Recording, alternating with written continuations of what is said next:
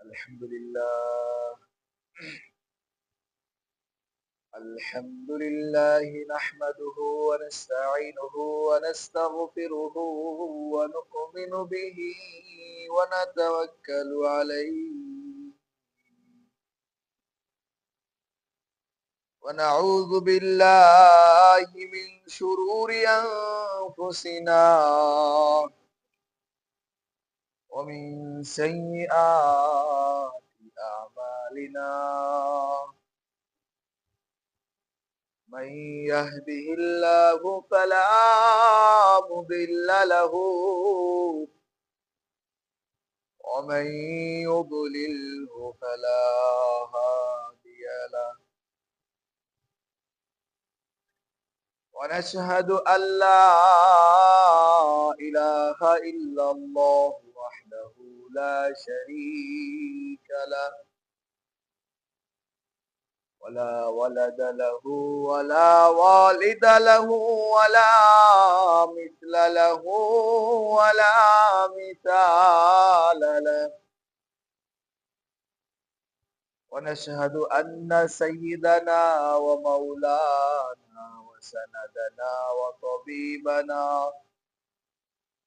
وطبيب أرواحنا محمدا عبد الله ورسوله صلى الله عليه وعلى آله وأصحابه وبارك وسلم تسليما كثيرا وبشر المؤمنين بأن لهم فضلا كبيرا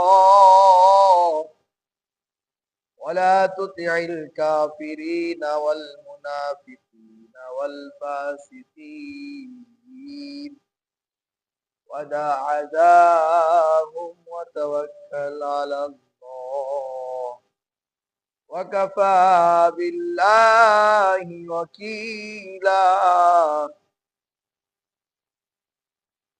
أعوذ بالله من الشيطان الرجيم.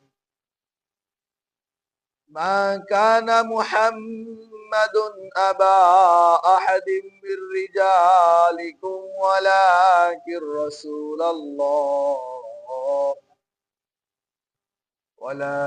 رسول الله وخاتم النبيين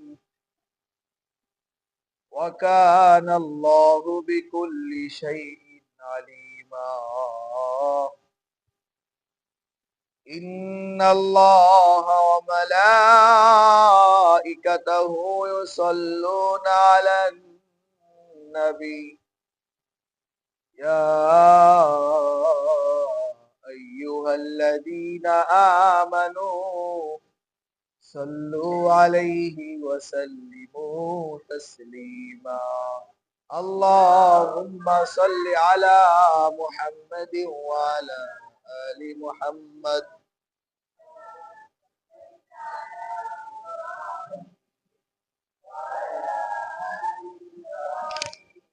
إنك حميد مجيد.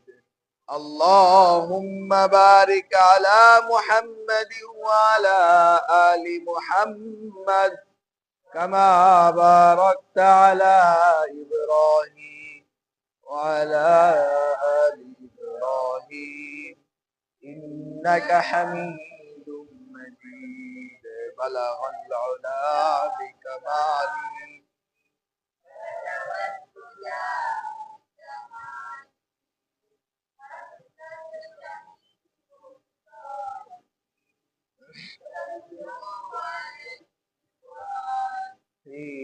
بلغ العلا بكماله كشف الدجى بجماله حسنت الجميع خصاله صلوا عليه وآله. سبحانك لا علم لنا إلا ما علمتنا إنك أنت العليم الحكيم اللهم إني أعوذ بك من شر لساني ومن شر سمعي আলহামদুলিল্লাহ আল্লাহ রাব্বুল আলামিনের দরবারে অসংখ্য অগণিত শুকরিয়া যে রব্বে কারীম আমাকে আপনাকে জুমাবারে মাগরিবের নামাজের পর মসজিদ করে কোরআনের মজলিসের জন্য কিছু সময়ের জন্য কবুল করেছেন। এই জন্য রব্বে কারীমের দরবারে অন্তরে অন্তরে স্থল থেকে মহব্বতের সহিত ভালোবাসার সহিত দরদ মাখা কণ্ঠে সবাই কালিমাতুর শুকর আদায় করে বলি আলহামদুলিল্লাহ। দেখেন, আমরা যারা আজকের এই তাফসিরের ময়দানে বসি, তাফসিরের মজলিসে বসি, সময়টা কত দ্রুত চলে যাচ্ছে, কত দ্রুত চলে যাচ্ছে। এই কিছুদিন আগে না রমজান পার করলাম, আবারও তাই। সময় তো সবারই চলে যাচ্ছে, নাকি কারোর বসে আছে? কেউ দুনিয়ার কাজে ব্যস্ত আছে, এখনো আখিরাতে কাজ করতে পারে নাই, ব্যাস এর জন্য একটু সময়কে ওয়েট করানো হচ্ছে যে না, আখিরাতের কাজ না করা পর্যন্ত হয়তো তোমাকে ডাক দেওয়া হবে না। ব্যাপারটা কি এমন? সময়টা সবারই চলে যায়, দেখেন না। এখন 6টা 25 বাজে, 24 বাজে। এখন আমার জন্য 6টা 24 বাজে, আপনার জন্য কিন্তু 6টা। আমার জন্য যখন রাত পয় ভোর হচ্ছে, আপনার জন্য কিন্তু রাতটা শেষ হয়ে যাচ্ছে। দিনটা আমারও যখন শেষ হচ্ছে, আর একজন মানুষের কিন্তু সেখানে শেষ হচ্ছে। যে ব্যক্তি এশার নামাজ পড়ে ফজর জন্য মসজিদে আসে, ওই ব্যক্তিরও রাত কেটে যায়। যে ব্যক্তি এশাও কাজা করে, ফজরও কাজা করে, ওই ব্যক্তিরও কিন্তু রাত কেটে যায়। যে ব্যক্তি দিনের ভিতরে 5 ওয়াক্ত নামাজ পড়ে, এর দিনটাও কিন্তু চলে যায়। যে ব্যক্তি 1 ওয়াক্ত নামাজেও আল্লাহর দরবারে উপস্থিত হয় না, আল্লাহর কুদরতি পায়, সিজদা দেয় না, গোলামি স্বীকার করে না, এর দিনটাও কিন্তু যায় না। দেখতে দেখতে আমাদের এই তাফসীর প্রায় 2.5 বছর পার করলাম। 2.5 বছর কমে গেছে। সপ্তাহে একটা দিন 1টা ঘন্টা বসছি, কিন্তু একটু হিসাব করেন না, 2.5টা বছরে, 1টা বছরে 52টা সপ্তাহ, 2টা বছরে 104টা, আরো 26টা, তাহলে কত হইলো? 130টা। 130টা সপ্তাহ আমরা এখানে বসছি, বাচ্চা দিলাম 100 সপ্তাহ ধরলাম। 100 সপ্তাহে 1 ঘন্টা করে টাইম আমরা যদি এখানে দিছি, হিসাব করছি, এটাতে কত বড় পুঁজি, এটাতে কত বড় পুঁজি বোঝাইতে পারবো না দোস্ত, বোঝাইতে পারবো। 100 সপ্তাহে 100 ঘন্টা যদি হয়, আপনার জিন্দেগির জন্য 100টা ঘন্টা আল্লাহ যদি আজকে মৃত্যু দেয়, তা কমপক্ষে মালিকরে কইতে পারবো, আল্লাহ কোরআন পড়তে পারি না, কোরআন বুঝতে পারি নাই, কোরআন কোনোদিন শিখতে পারি নাই, বাপ মা শেখাই নাই, নিজের অলসতার কারণে শিখি নাই, দুনিয়ার মোহে পড়ে শিখতে পারি নাই, কিন্তু নিজের জীবন থেকে তো 100টা ঘন্টা কোরআনের জন্য ব্যয় করছি। এই কথাটা বলার মতো তো একটা পুঁজি হয়েছে, ঠিক কিনা? এখানে বসলে তো দুনিয়ার কেউ খুশি হবে না, হইব? দুনিয়ার কোনো মানুষ তো আমাদের ডেকে হাদিয়া দিব না যে এখানে বসছো মানুষ দেখানোর জন্য, এই নাও তুমি মানুষ দেখানোর জন্য তাফসিরে বইছো, নাও তোমাকে কি দিলাম, 200 টাকা দিলাম, বলবে কেউ? একমাত্র বসছি কার সন্তুষ্টিতে, কার মহব্বতে? কোরআনের মহব্বতে এখানে বসছি। আমরা কিছু শিখতে পারি আর না পারি, 2.5 বছর এখানে কোরআনের জন্য ত্যাগ স্বীকার করলাম, 1টা ঘন্টা করে। খোদার কসম, কাল কিয়ামতের ময়দানে যদি দোস্ত কিছু উপস্থাপনা না করতে পারো যে সব ইবাদতের ভিতরে মালিক রিয়া থাকতে পারে, কিন্তু এই শুক্রবারের দিন মাগরিবের পরে ঈশা পর্যন্ত কোরআনের মজলিসে বসছি, খোদার কসম মালিক তোমাকে ভালোবেসে। যারা বসে নাই তাদেরও কিন্তু 2.5 বছর শেষ শেষ হয়েছে না? আচ্ছা, আমরা এখানে বসে যে কষ্ট করছি, অবশ্যই বসে থাকা কষ্ট, এই কষ্টটা কি মনে আছে? যারা না বসে সুখ আনন্দ উপভোগ করছে, এই সুখটা কি এখনো অব্যাহত আছে?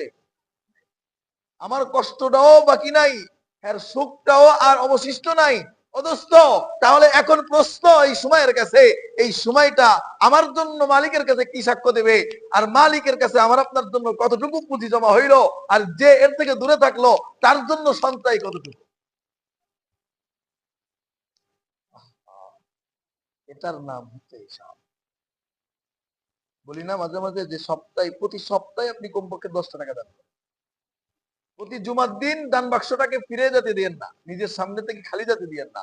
আপনার সামর্থ্য যতটুকু মালিকের কাছে একটুখানি মনটা এভাবে দিয়ে, আরে বান্দা দোস্ত দোস্তর সাথে যেমন, স্বামী স্ত্রীর সাথে যেমন, ছেলে সন্তানের কাছে যেমন, বন্ধু বন্ধুর কাছে যেমন, সন্তান বাবার কাছে যেমন কথা বলে, আরে মালিকের কাছে একটু, মালিকের সাথে একটু কথা বলা অভ্যাস করেন না, দেখেন না কি যে মজা পাইবেন। মালিকের সাথে কিন্তু কথা বলা যায়।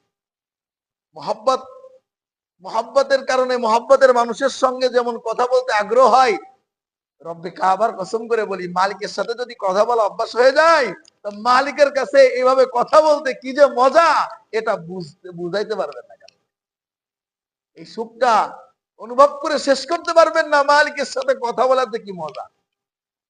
আহ, মাঝে মাঝে মালিকের সাথে কথা বলবেন, সিজদায় যে, নামাজের সিজদায় না, নামাজ ছাড়া সিজদা দিবেন, সিজদায় দিয়ে কথা বলবেন, একবার ডাক দিবেন, আল্লাহ সিজদাটা দিচ্ছি, এই যে কপালটা ঠেকাইছি দুনিয়ায় কারোর সামনে কিন্তু ঠেকাই না। যদি না খেতে পেরে মরেও যাই, যদি কারোর কাছে অপরাধ করে তার কাছে ক্ষমা না চাইতে পেরে যদি মার খেয়ে মরেও যায়, তা কোনোদিন কারো কাছে কপাল ঠেকায় ক্ষমা চাই না। কিন্তু দেখো মালিক, তোমার কাছে কিন্তু কপাল ঠেকাইছি, তোমার রব বলে আমি, আল্লাহ আমি তোমাকে আল্লাহ বলে আমি বান্দা গোলাম স্বীকৃতি দিয়ে তোমাকে মেনে নিছি।